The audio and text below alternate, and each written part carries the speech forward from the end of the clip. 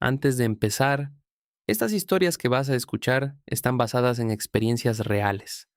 Ponte cómodo. Baja un poco la luz si puedes. No necesitas mirar la pantalla. A veces, cerrar los ojos es la mejor forma de escuchar. Archivo 01. Dijo que venía del futuro. Soñé que estaba sentado frente a mi ordenador, exactamente igual que cualquier otra noche. No había nada extraño al principio. La habitación era la misma, la luz de la pantalla iluminaba el escritorio y el sonido del ventilador del ordenador era casi reconfortante. Incluso recuerdo pensar, dentro del sueño, que últimamente pasaba demasiado tiempo jugando. Entonces, sin escuchar pasos ni puertas abrirse, alguien apareció en mi habitación. Era un chico joven. No sabría decir su edad con precisión. No parecía asustado. Al contrario, observaba todo con una curiosidad tranquila, como si aquel lugar no le resultara del todo desconocido, pero tampoco familiar. Se acercó al escritorio y miró la pantalla. ¿Así que haces cosas ahí?, preguntó. Su voz era normal, pero su forma de hablar me resultó extraña. No tocó nada, solo observaba. Le expliqué que estaba jugando, que era un videojuego, aunque mientras lo hacía noté que mis propias palabras sonaban torpes, como si me costara explicar algo que yo mismo no terminaba de entender.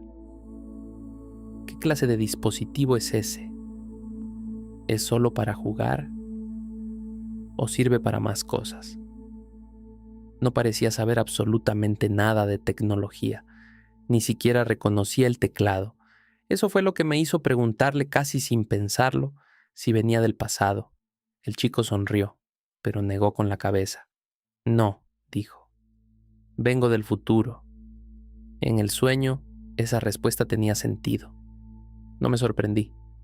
No discutí. Mi mente llegó a una conclusión inquietante por sí sola. Algo había pasado.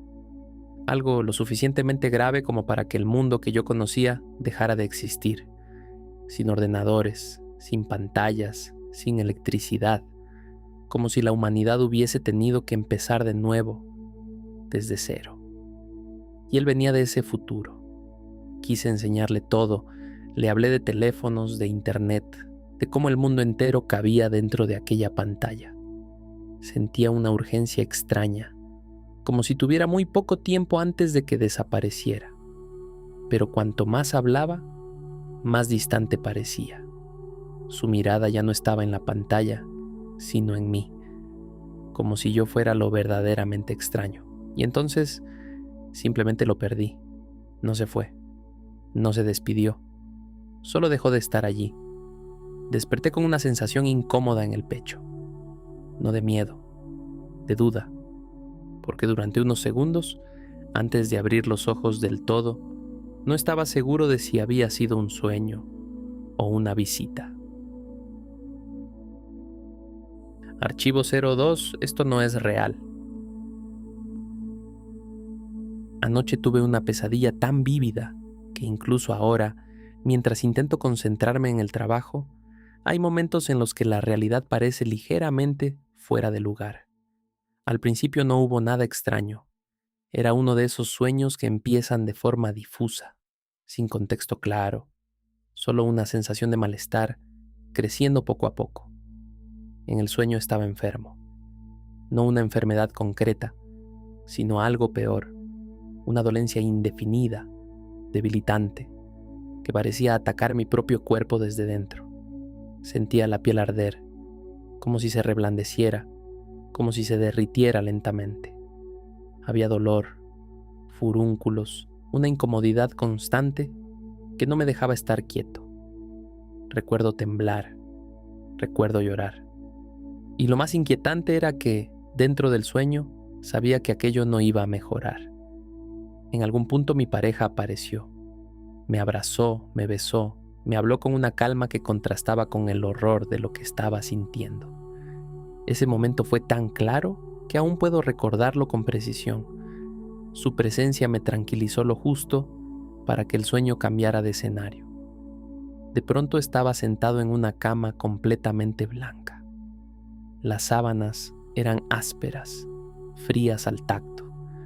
Podía sentirlas contra mis manos, contra mis piernas. Frente a mí, al borde de la cama, estaba mi madre. Lloraba. No de forma exagerada, sino con ese llanto silencioso que pesa más que cualquier grito. Sin mirarme directamente, me dijo algo que aún me retumba en la cabeza, que iban a tener que cortarme la pierna.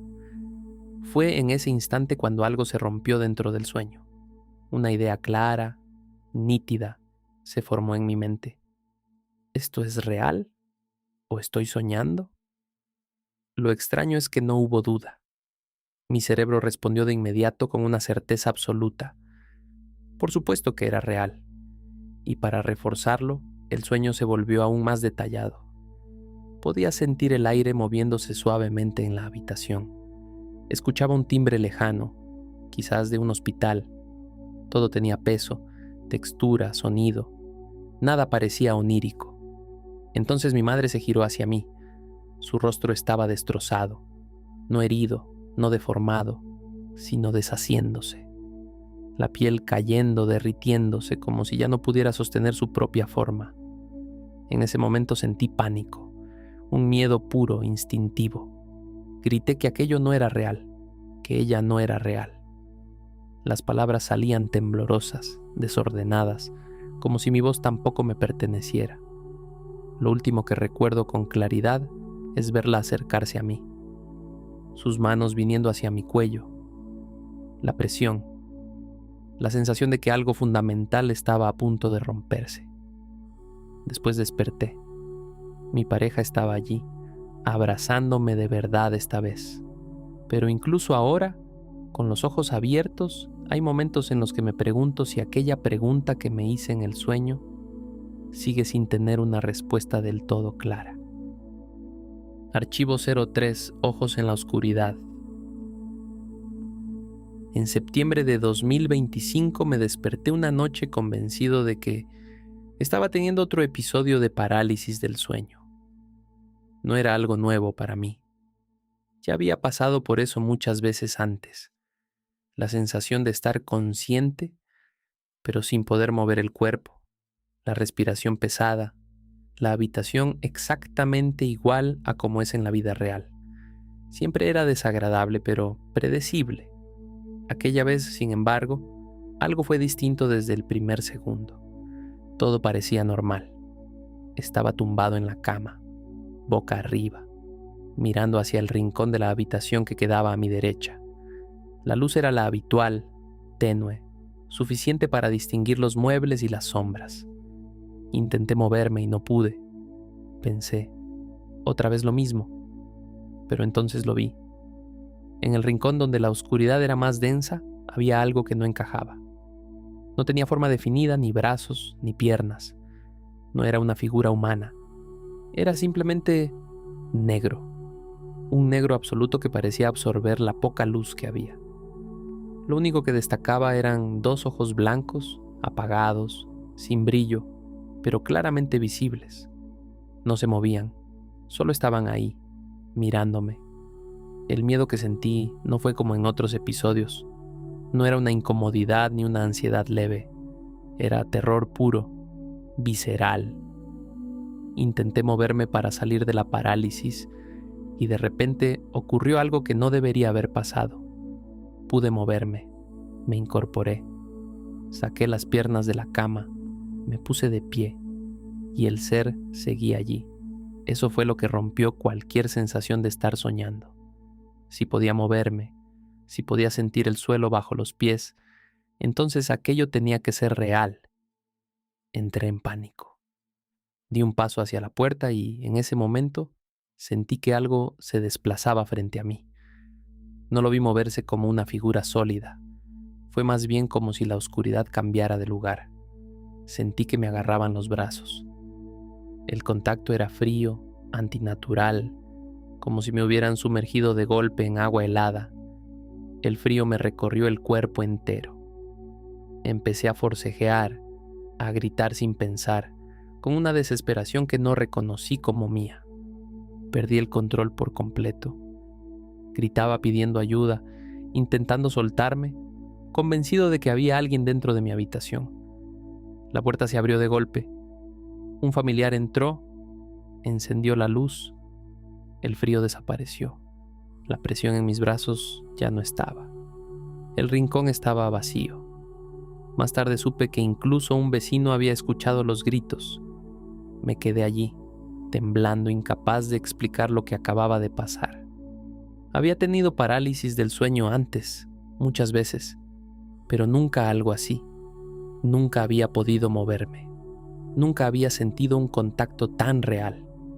Desde entonces no busco explicaciones médicas ni respuestas tranquilizadoras. Solo hay una pregunta que vuelve una y otra vez a mi cabeza. ¿Puede el cerebro crear algo tan real? Y si es así, ¿en qué punto deja de ser solo una alucinación? Si alguna de estas historias se te ha quedado rondando la cabeza, puedes suscribirte al canal. Aquí seguimos guardando más archivos.